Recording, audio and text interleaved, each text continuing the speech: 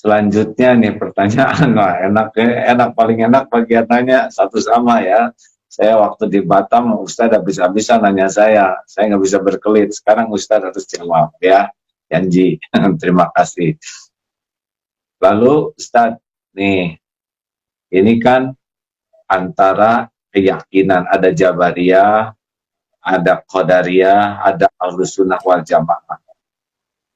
Sekarang ini bisa kelihatan nggak yang berpaham Jabariyah atau mereka semau-maunya saja pindah-pindah keyakinan ini? Yang selama ini mengaku Ahlus Sunnah, mulutnya berkata Ahlus Sunnah, justru sekarang bisa kelihatan dia Jabariyah. Artinya tidak ada, ya udah terserah aja lah, mau mati matilah. Kalau Ahlus Sunnah tidak begitu. Ahlus Sunnah ada usaha. Kalau Qadariyah ekstrim, dia berkata tidak ada takdir. Tapi saya sampai hari ini masih ada ikhtiar usaha. Andai terjadi juga, disitulah kita baru bisa berkata, dari mulut kita berkata qadarullah, ini sudah takdir Allah SWT. Tapi bahwa hari ini kita mendengar Majelis Ulama mengajarkan kita, Kementerian Agama untuk menggulung karpet, kemudian Majelis Ulama mengajak menutup, bahkan tadi saya baca berita Sekjen MUI mengajak pemerintah untuk lockdown. Itu salah satu dari usaha, salah satu dari ikhtiar, salah satu dari al-kasbu, menunjukkan kita Ahlus Sunnah wal Jamaah, kita berpegang pada sunnah, kita bukan kelompok Ahlul Bid'ah. Ahlul Bid'ah waktu itu kan Jabariyah, Murji'ah, Qadariyah, Syiah, Mu'tazilah, keluar dari Ahlus Sunnah. Kita berpegang kepada sunnah Rasulullah SAW. Jadi jangan ragu-ragu untuk menyempurnakan ikhtiar, ihris ala ma yanfa'uk wasta'in billah wala ta'jaz. Itu saja, bersungguh-sungguh manfaat, jazakumullah khairan, minta tolonglah kepada Allah dan janganlah bersikap lemah. Iya. Ya kan gitu Ustaz? Ustaz sudah hafal dalilnya. Baik, nah sekarang Ustaz, kan situasi semakin berat begini nih. Kelihatannya kepatuhan umat kepada ulama itu ada poin tersendiri nggak Ustaz? Seperti sekarang ya, sebetulnya kan bagi yang sudah daerah merah begini, kalau tidak ke masjid sebetulnya tidak rugi sama sekali, niat sudah dapat pahala. Biasa ke masjid, kita akan tidak ke masjid karena uzur juga dapat pahala. Kemudian kita menjauh dari kemudaratan dapat pahala. Tidak mencelakakan orang lain dapat pahala, patuh kepada ulama juga pahala. Jadi sebetulnya luar biasa dalam keadaan begini kalau kita betul-betul pakai hati dan kejernihan berpikir. Gimana menurut Ustaz bahwa ya kita ke majelis ulama tuh ada poin khusus tidak tuh? Kita beragama ini bukan ikut perasaan, tapi berdasarkan ilmu. Makanya la ilaha illallah di awal ayatnya fa'lam. Fa'lam. Itu kasihan. Fa'lam, berilmulah. Ada ilmunya. Fa'lam annahu la ilaha illallah. Berilmu tentang la ilaha illallah. Makanya tadi saya tunjukkan kitab 50 sifat. Jadi Imam Al-Qusairi melarang orang uzlah kalau tidak punya dua ilmu. Ilmu akidah, ilmu fikih.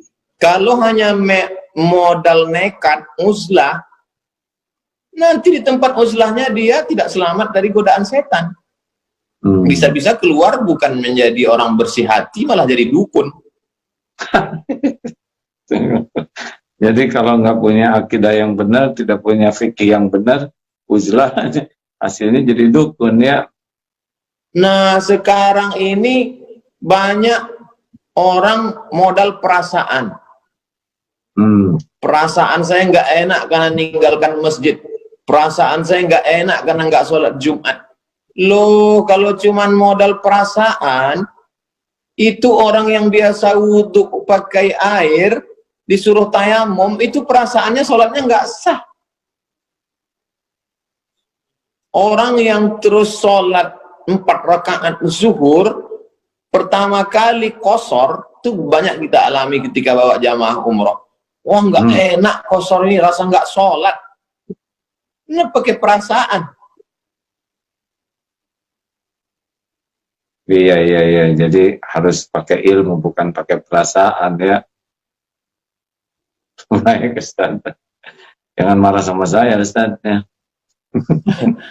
Kami memang gaya bicaranya begitu di Sumatera, karena banyak gunung, angin kencang. Baik, alhamdulillah. Nah, saudara-saudaraku sekalian, para pendengar ini senang sekali ini ya, dengan Ustaz Abdul Somad bisa dapat banyak ilmu.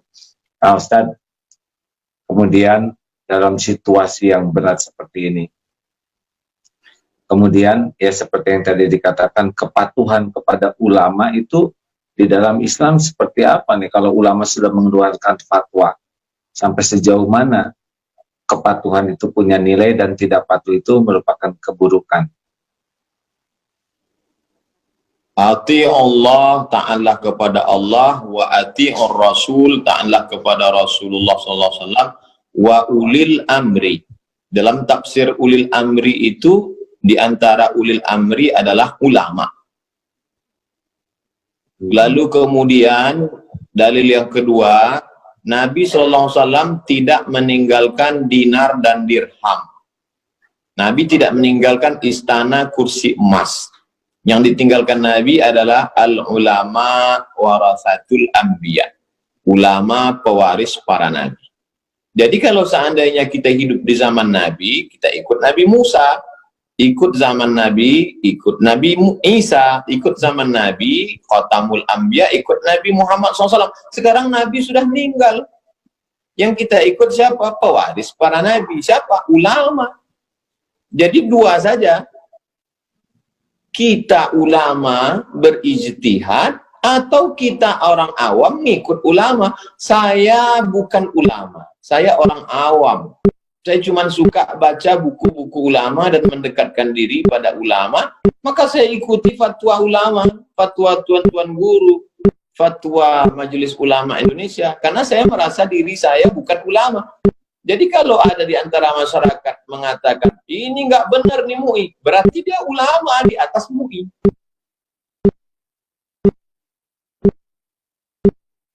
Jadi wajib gitu ya, Ustaz, kalau memang fatwa itu sudah disampaikan, kita umat mematuhinya.